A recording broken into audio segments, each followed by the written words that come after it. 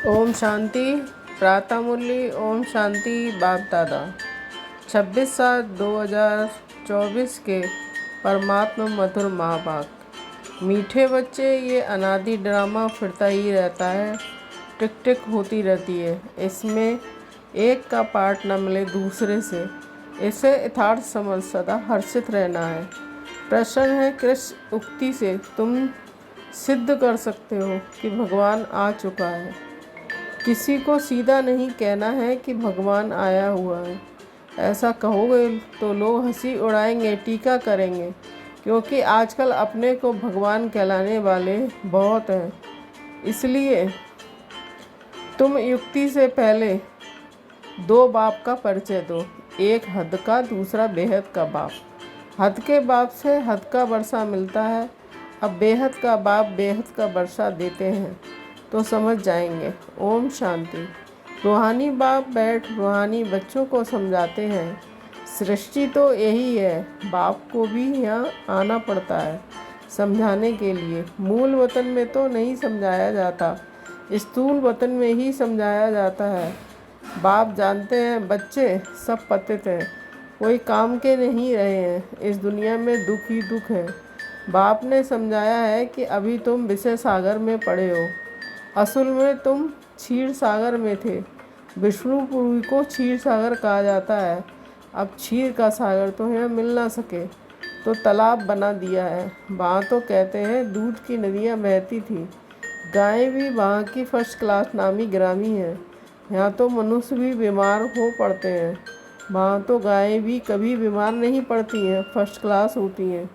जानवर आदि कोई बीमार नहीं होते। यहाँ और वहाँ में फ़र्क है। ये बाप ही आकर बताते हैं कि दुनिया में दूसरा कोई जानता नहीं, तुम जानते हो। ये पुरुषोत्तम संगम युग है। जबकि बाप आते हैं सबको वापस ले जाते हैं।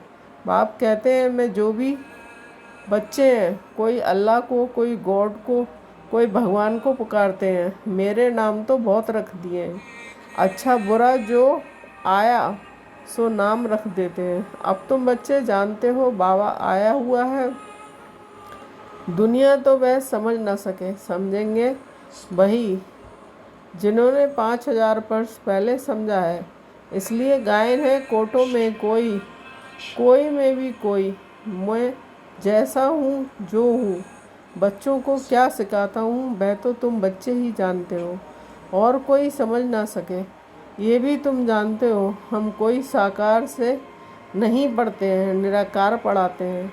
मनुष्य ज़रूर मूंझेंगे, निराकार तो ऊपर में रहते हैं, वह कैसे पढ़ाएंगे? तुम निराकार आत्मा भी ऊपर में रहती हो, फिर इस तख्त पर आती हो। ये तख्त विनाशी है, आत्मा तो अकाल है, वह कभी मृत्यु को नहीं पाती है, शरीर मृत्यु को पाता है। वह है चेतन तख्त। अमृत सर में भी अकाल तख्त है ना, वह तख्त है लकड़ी का। उन विचारों को पता नहीं है अकाल तो आत्मा है, जिसको कभी काल नहीं खाता। अकाल मूर्त आत्मा एक शरीर छोड़ दूसरा लेती है, उनको भी रथ तो चाहिए ना। निराकार बाप को भी जरूर रथ चाहिए मनुष्य का, क्योंकि बाप है ज्ञान का सागर, ज्ञानेश्वर। अब ज्ञानेश्वर नाम तो बहुतों के हैं, अपने को ईश्वर समझते हैं ना। सुनाते हैं भक्ति के शास्त्रों की बातें, नाम रखाते हैं ज्ञानेश्वर, अर्थात ज्ञान देने वाला ईश्वर। वह तो ज्ञान सागर चाहिए, इनको ही गॉड फादर कहा जाता है। यहाँ तो ढेर भगवान हो गए हैं। जब बहुत गिलानी हो जाती है, बहुत गरीब हो जाते हैं, दुखी हो जाते हैं, तब ही बाप आते हैं। बाप को कहा जाता है गरीब निवाज। आखिरी वह दिन आता है जो गरीब निवाज। बाप आते हैं, बच्चे भी जानते हैं। बाप आकर स्वर्ग की स्थापना करते हैं, वहाँ तो अथाह धन होता है, पैसे कभी गिने नहीं जाते हैं। यहाँ हिसाब निकालते हैं कितने अरब खरब खर्चा हुआ, वहाँ ये नाम ही नहीं, अथाह धन रहता है। अभी तुम बच्चों को मालूम पड़ा है बाबा आया हुआ है हमको अपने घर ले जाने के लिए। बच्चों को अपना घर भूल गया है, भक्ति मार के धक्के खाते रहते हैं। इसको कहा जाता है रात, भगवान को ढूंढते ही रहते हैं। परंतु भगवान कोई को मिलता नहीं। अभी भगवान आया हुआ है, ये भी तुम बच्चे जानते हो, निश्चय भी है। ऐसे नहीं सबको पक्का निश्चय है, कोई ना कोई समय माया भुला देती है। तब बाप कहते हैं, आश्चर्य व्रत मेरे को देखंती, मेरा बनंती, औरों को सुनावंती। अहो माया, तुम कितनी जबरदस्त हो, जो फिर भी भागंती करा देती हो। भागंती तो ढेर होते हैं, फारकती देवंती हो जाते हैं, फिर वह कहाँ जाकर जन्म लेंगे, बहुत हल्का जन्म पाएंगे, इम्तिहान में नापास हो पड़ते हैं। ये है मनुष्य देवता बनने का इम्तिहान। बाप ऐसे तो नहीं कहेंगे कि सब नारायण बनेंगे, नहीं, जो अच्छा पुरुषार्थ करेंगे वे पद भी अच्छा पाएंगे। बाप समझ जाते हैं कौन अच्छे पुरुषार्थी हैं, जो औरों को भी मनुष्य देवता बनाने का पुरुषार्थ कराते हैं, अर्थात बाप की पहचान देते हैं। आजकल अपोजिशन में कितने मनुष्य अपने को ही भगवान कहते रहते हैं, तुमको अबलाएं समझते हैं। अब उनको कैसे समझाएं कि भगवान आया हुआ है। सीधा किसको कहेंगे भगवान आया है, तो ऐसे कभी मानेंगे नहीं। इसलिए समझाने की भी युक्ति चाहिए। ऐसे कभी किसी को कहना नहीं चाहिए कि भगवान आया हुआ है। उनको समझाना है, तुम्हारे दो बाप हैं, एक है पारलौकिक बेहद का बाप, दूसरा लौकिक हद का बाप। अच्छी रीते परिचय देना है, जो समझे कि ये सब ठीक कहते हैं। बेहद के बाप से वर्षा कैसे मिलता है ये कोई नहीं जानते, वर्षा मिलता ही है बाप से। और कोई भी ऐसे कभी नहीं कहेंगे कि मनुष्य को दो बाप होते हैं। तुम सिद्ध कर बतलाते हो कि हद के लौकिक बाप से हद का वर्षा और पारलौकिक बेहद के बाप से बेहद का अर्थात नई दुनिया का वर्षा मिलता है। नई दुनिया है स्वर्ग, सो तो जब बाप आए तब ही आकर देवे। वह बाप है ही नई सृष्टि का रचने वाला। बाकी तुम सिर्फ कहेंगे भगवान आया हुआ है, तो कभी मानेंगे नहीं और ही टीका करेंगे, सुनेंगे ही नहीं। सत्युग में तो समझाना नहीं होता, समझाना तब पड़ता है जब बाप आकर शिक्षा देते हैं। सुख में सिमरण कोई नहीं करते, दुख में सब करते हैं। तो उस पारलौकिक बाप को ही कहा जाता है दुख हरता सुख करता। दुख से लिबरेट कर गाइड बन फिर ले जाते हैं अपने घर स्वीट होम। उनको कहेंगे स्वीट साइलेंस होम। वहाँ हम कैसे जाएंगे ये कोई भी नहीं जानते, ना रचता रचना के आदिमत अंत को जानते हैं। तुम जानते हो हमको बाबा निर्वाण धाम ले जाने के लिए आया हुआ है। सब आत्माओं को ले जाएंगे, एक को भी छोड़ेंगे नहीं। वह है आत्माओं का घर, यह है शरीर का घर। तो पहले बाप का परिचय देना चाहिए। मैं निराकार बाप है। उनको परमपिता भी कहा जाता है। परमपिता अक्षर राइट है और मीठा है, सिर्फ भगवान। ईश्वर कहने से वर्षे की खुशबू नहीं आती है। तुम परमपिता को याद करते हो तो वर्षा मिलता है। बाप है ना, ये भी बच्चों को समझाया है। सत्युग है सुखधाम। स्वर्ग को शांतिधाम नहीं कहेंगे। शांतिधाम जहाँ आत्माएं रहती हैं, ये बिल्कुल पक्का करा लो। बाप कहते हैं बच्चे, तुमको ये वेद शास्त्र आदि पढ़ने से कुछ भी प्राप्ति नहीं होती है। शास्त्र पढ़ते ही हैं भगवान को पाने के लिए। और भगवान कहते हैं कि मैं किसको भी शास्त्र पढ़ने से नहीं मिलता हूँ, मुझे यहाँ बुलाते ही हैं कि आकर इस पतित दुनिया को पावन बनाओ। ये बातें कोई समझते नहीं है, पत्थर बुद्धि है ना। स्कूल में बच्चे नहीं पढ़ते हैं तो कहते हैं ना कि तुम तो पत्थर बुद्धि हो। सतयुग में तो ऐसे नहीं कहेंगे। पारस बुद्धि बनाने वाला है ही परमपिता, बेहद का बाप। इस समय तुम्हारी बुद्धि है पारस, क्योंकि तुम बाप के साथ हो।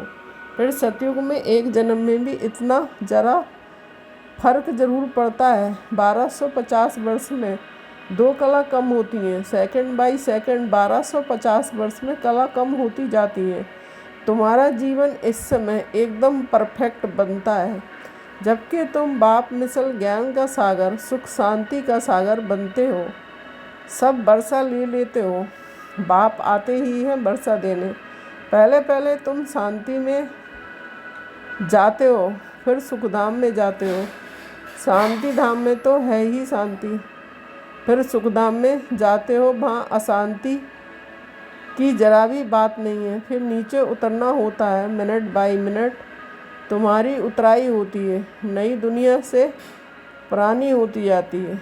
तब बाबा ने कहा था, हिसाब निकालो 5000 वर्ष में इतने मास इतने घंटे तो मनुष्य बंडर खाएंगे।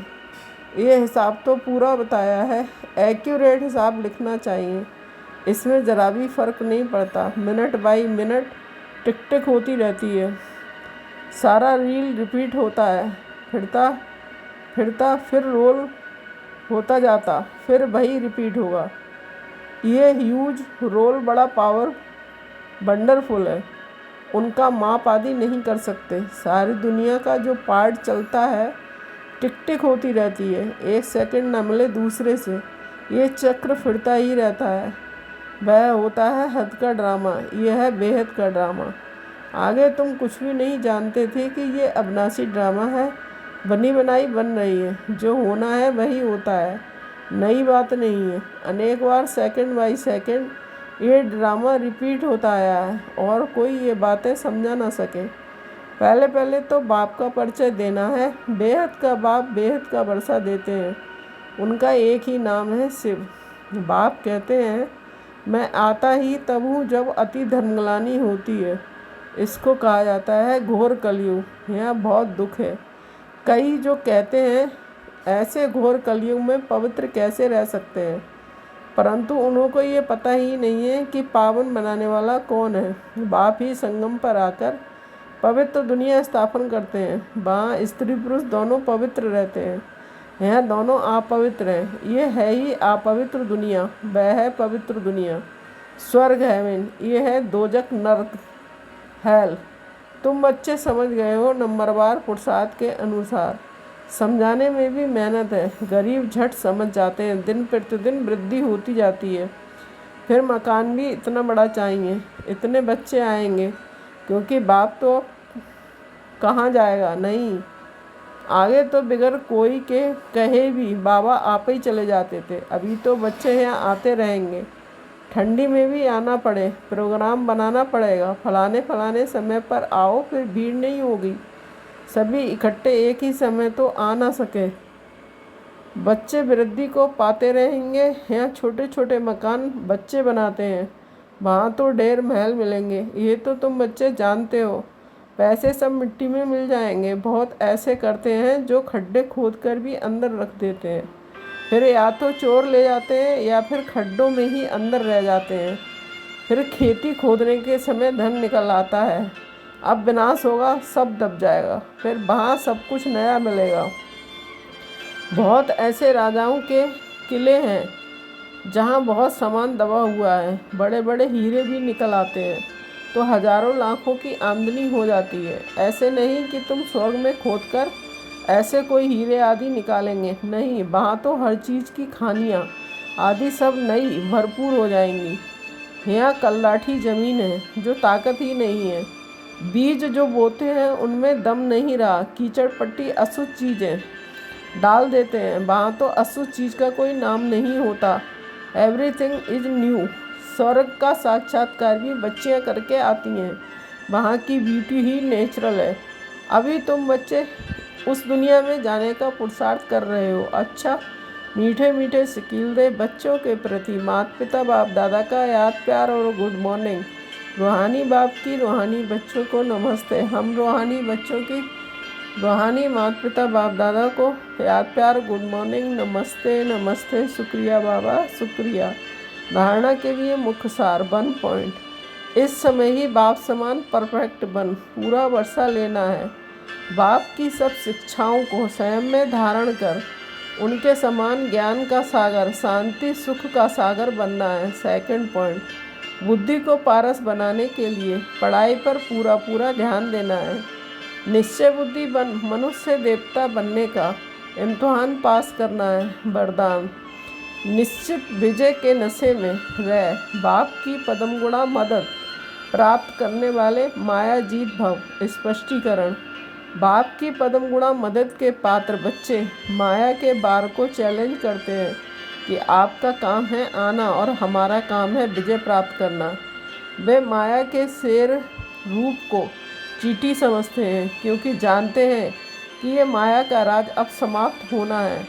हम अनेक बार के विजयी आत्माओं की विजय 100% निश्चित है। ये निश्चित का नशा बाप की पदमगुणा मदद का अधिकार प्राप्त कराता है। इस नशे से सहज ही मायाजीत बन जाते हो। स्लोगन। संकल्प शक्ति को जमा कर स्व के प्रति व विश्व के प्रति इसका प्रयोग करो। ओम शांति। शुक्रिया बाबा, शुक्रिया।